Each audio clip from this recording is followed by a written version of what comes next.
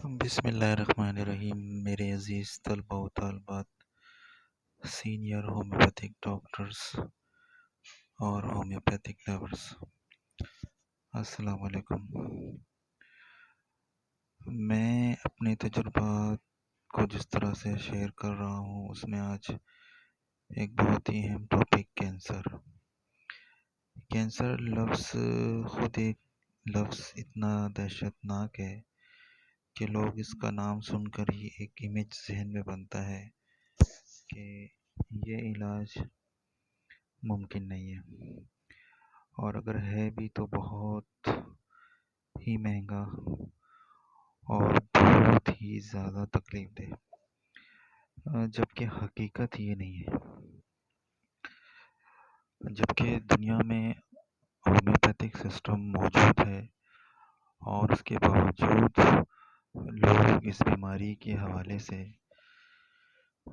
اس کے علاج کے حوالے سے کافی مایوس ہیں۔ بہت افسوس کے ساتھ کہنا پڑتا ہے کہ وہ لوگ جو ہومیوپیتھ ہیں عموماً اس کے علاج میں، جیسا کہ میرا عنوان ہے کہ کینسر ایک مزاجی بیماری ہے، یعنی مزاجی بیماری سے مراد یہ ہے کہ بیماری کے اظہار کو اگر ہم بیماری سمجھ لیں تو کبھی بھی مکمل حتمی علاج نہیں ہو سکتا، اور جو لوگ ہومیوپیتھک سسٹم سے وابستہ ہیں وہ اس کو اچھی طرح سمجھتے ہیں۔ جو لوگ اسٹڈی کرتے ہیں، جو لوگ ڈیپ میں سمجھنے کی کوشش کرتے ہیں کہ کسی بھی بیماری کا اظہار کا نام بیماری نہیں ہے، اور یہی وجہ ہے کہ ہومیوپیتھی کو اس معاملے میں امتیازی مقام حاصل ہے کہ وہ بیماری کے اظہار کی بنیاد پر علاج نہیں کرتی ہے۔ اسی لیے مریض کی مجموعی علامات، اس کے احساسات، اس کے جذبات، اس کی دماغی کیفیت،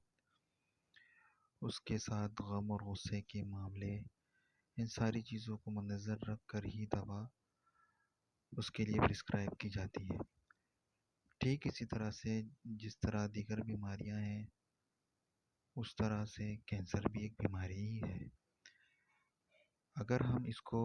جس طرح سے ہم دیگر بیماریوں کو پورے اطمینان کے ساتھ، اسٹڈی کے ساتھ دوا ڈائگنوز کرتے ہیں، ٹھیک اسی طرح سے اس کے لیے بھی جب ہم ڈائگنوز کریں گے تو یہ بھی ٹھیک ہوگا۔ بہت دکھ ہوتا ہے، بہت تکلیف ہوتی ہے کہ جب کسی کے کینسر کو لا علاج کہہ کر اس کا علاج، کینسر کا علاج اس کے اظہار پر توجہ کے ذریعے کی جاتی ہے۔ روایتی طریقہ علاج میں مجھے کہنا پڑے گا کہ بالخصوص ایلوپیتھی میں اس کا سطحی طور پر جائزہ لیا جاتا ہے اور سطحی طور پر علاج کرنے کی کوشش کی جاتی ہے، جس میں سب سے پہلے تو بائپسی ہے، جو کہ یہ دیکھا جاتا ہے کہ یہ کس گریڈ کا ٹیومر ہے یا کینسر ہے۔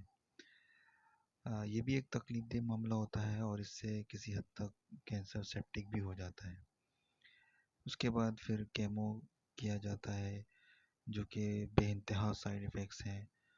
اور اس کے بعد ریڈیشن ہے، اور پھر نتیجہ سیزر پر نکلتا ہے۔ یقینی طور پر یہ علاج نہیں ہے۔ معذرت کے ساتھ جو ہمارے ایلوپیتھک سسٹم سے بھائی وابستہ ہیں، مجھے یہ کہنا پڑے گا کہ یہ علاج نہیں ہے، کیونکہ ہم نے جو ہے وہ آم کے درخت سے آم تو اتار لیے ہیں،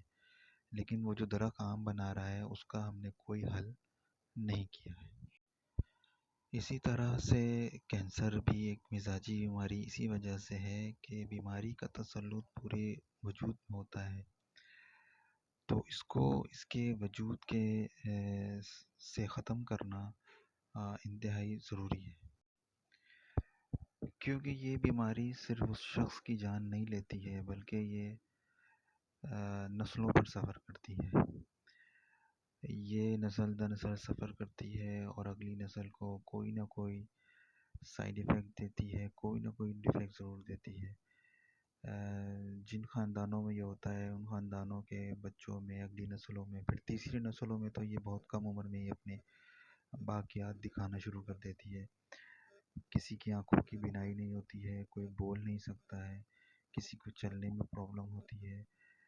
کسی کو 5 سے 6 سال کی عمر میں، عموماً یہ تھرڈ جنریشن میں ہوتا ہے کہ ایسی ایسی کرونک بیماریاں سامنے آتی ہیں کہ جن کو لوگ کہتے ہیں کہ اس عمر میں یہ تو نہیں ہوتا ہے، یہ کیسے ہوا؟ اصل میں کینسر کی واقعات اتنے بھیانک ہیں کہ یہ اگلی نسل، تیسری نسل کو بھی نہیں چھوڑتی ہے، کیونکہ ہم جب اسٹڈی کرتے ہیں پیتھولوجیکل، تو بہت سارے وائرس، ٹی وی کے بیکٹیریا، جس طرح سے ٹی بی کی باقیات بھی اگلی نسلوں میں دیکھی جاتی ہے۔ تو کہنے سے مراد یہ ہے کہ ہومیوپیتھک